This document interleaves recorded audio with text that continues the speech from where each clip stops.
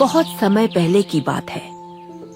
सूरजपुर नामक गांव में एक गरीब किसान अपनी बूढ़ी अम्मा सरला देवी के साथ रहा करता था। उसके पास एक छोटी सी जमीन थी जो कि बंजर हो चुकी थी। फिर भी वह दिन रात उस पर मेहनत करता था। आरव बहुत ही मेहनती और ईमानदार था। वह आत्मविश्वास से भरा हुआ ऐसा व्यक्ति था जिसे न हालातों से डर लगता था न ही लोगों की बातों से।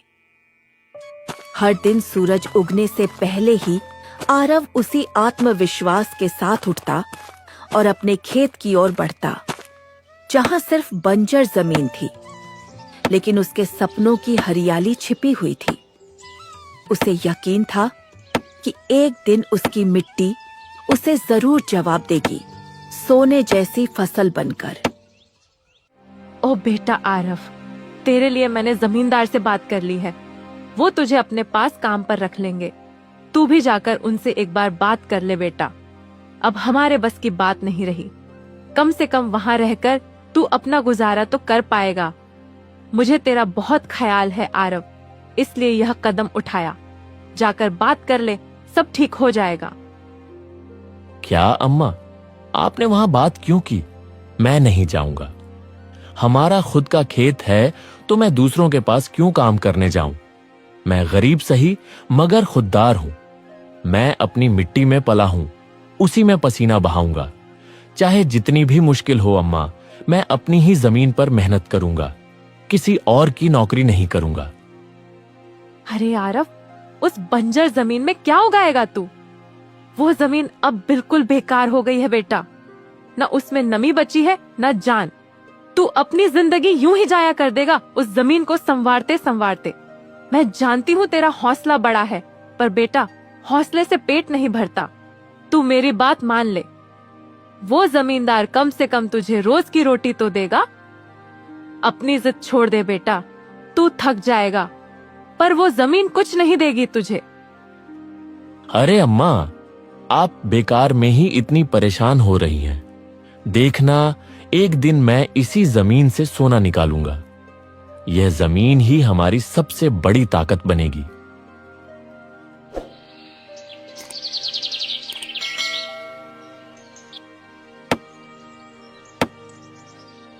आरव खेत में काम कर ही रहा था कि तभी वहां पर एक आदमी आकर बोला, अरे आरव भैया, आपको भी मानना पड़ेगा, आप फिर से इस बंजर जमीन पर मेहनत कर रहे हैं।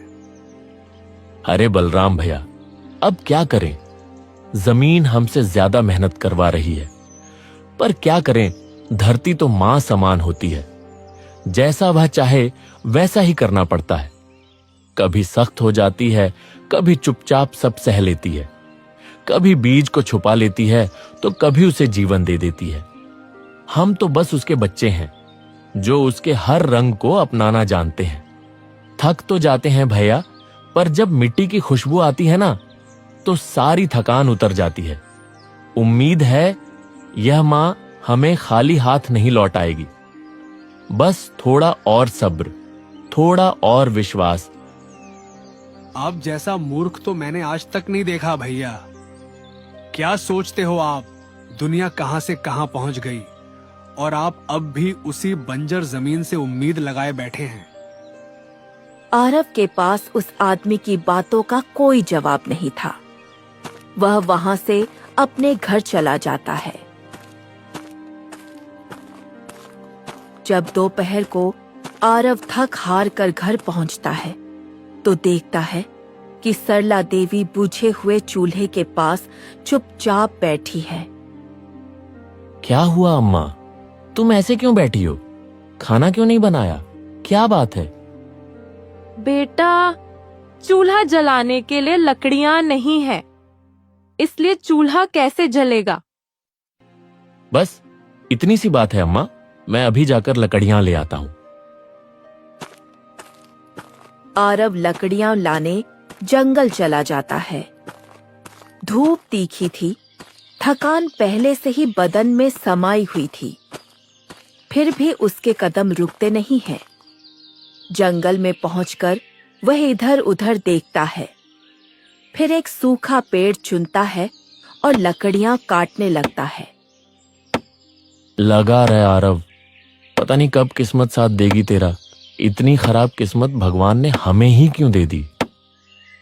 चलो, लकड़ियां तो काट ली, अब देर नहीं करनी चाहिए।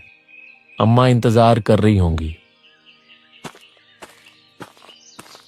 आरव लकड़ियां लेकर घर जाने लगता है। गठरी सिर पर रखे तेज कदमों से बढ़ रहा था कि तभी मानो सूरज की सारी तपिश एक साथ आरव पर ही बरस पड़ी हो। एक पल पहले तो ठंडी हवा चल रही थी और अब सूरज देवता तांडव करते नजर आ रहे थे। आरव की आंखें धूप से जल रही थीं, हाथ कांप रहे थे। पर तभी उसे दूर एक झोपड़ी दिखाई देती है। वह गठरी को कसकर पकड़ किसी तरह झोपड़ी के पास पहुंचता है। आरव देखता है एक बूढ़ा व्यक्ति झोपड़ी के कोने में बैठा हुआ है। वह आरव को देखकर बोलता है, आजा बेटा, अंदर आजा। ऐसी गर्मी में बाहर रहेगा तो बीमार पड़ जाएगा। आरव शाम होने तक वहीं ठहर जाता है। थोड़ी देर बाद शाम हो जाती है और सूरज की तपिश कम हो जाती है। ठीक है काका, अब मैं चलता हूं। शाम हो गई है, अम्मा भी मेरा इंतजार कर रही होंगी। आपका बहुत बहुत धन्यवाद। ठीक है बेटा, तुम अब जाओ जल्दी से, कहीं अंधेरा ना हो जाए। आरव लकड़ियां लेकर घर लौट आता है। तभी वह देखता है कि उसके घर पर कौशल्या चाची आई हुई हैं। ओ आरव, मैंने तेरे लिए एक लड़की देखी है। मेरी मान, तो कोई बढ़िया सा काम देख ले बेटा, क्योंकि कोई भी बाप अपनी बेटी ऐसे लड़के को नहीं देगा जो मेहनत तो बहुत करता है, लेकिन एक ऐसी बंजर जमीन पर जिसका कोई फायदा नहीं। अरे काकी, क्या तू भी? अभी मैं शादी नहीं करूंगा। पहले कुछ कमा लूं, कुछ बचा लूं, थोड़े पैसे जोड़ लूं, तब शादी करूंगा। ऐसे ही बोल देने से थोड़े हो जाएगी शादी। घर चलाने के लिए सिर्फ दुल्हन नहीं, रोटियां भी चाहिए, छत भी चाहिए। बेटा, बात तो तेरी ठीक है, लेकिन उम्र भी तो निकलती जा रही है। तू क्या सारी जिंदगी कुंवारा ही रहेगा? कब तक तू उस बंजर जमीन पर फावड़ा चलाता रहेगा आरव? होना तो वहां कुछ है नहीं। और तेरी अम्मा क्या मरने के दिनों तक खाना बनाएगी? छोड़ दो ना काकी, तब का तब देखेंगे। और तुम देखना, एक दिन यही मेरी जमीन पूरे सूरजपुर में सबसे ज्यादा उपजाऊ होगी। अच्छा, मैं चलती हूं। इस मूर्ख को समझाना मतलब अपना सर पत्थर पर मारने जैसा है।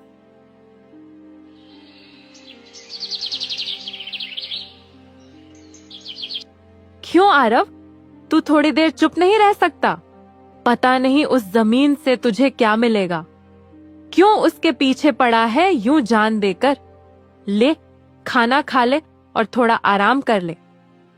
अम्मा, तुम बस बिना कुछ बोले शांति से खाना खाओ और सारी परेशानियों को चूल्हे में डाल दो। आरव अपनी अम्मा के साथ बैठकर खाना खाने लगा। उसके चेहरे पर दिन भर की थकान जरूर थी, लेकिन माँ के साथ बैठकर 2 निवाले लेना मानो उसके लिए दिन की सबसे बड़ी राहत थी। इस बार आरव ने अपने खेतों में धान लगाए थे। वह हर दिन अपने खेतों पर जाता था। सभी के खेतों में तो फसल निकल रही है, हमारी ही जमीन खाली पड़ी है। कभी कभी सबसे मजबूत बीजों को निकलने में थोड़ा वक्त लगता है। आरव, तू बस मेहनत करता रह, भगवान देख रहा है। आरव यह सब अपने आप से बड़बड़ा ही रहा था कि तभी बलराम वहां आ जाता है। क्या हुआ आरव भैया? जमीन ने इस बार भी सोना नहीं उगला क्या? लगता है इस बार भी आपकी जमीन बंजर ही रहेगी। इतना कहकर बलराम हंसते हुए वहां से चला गया। आरव का मन भर आया। गुस्से में वह कुल्हाड़ी उठाकर जंगल की ओर निकल पड़ा।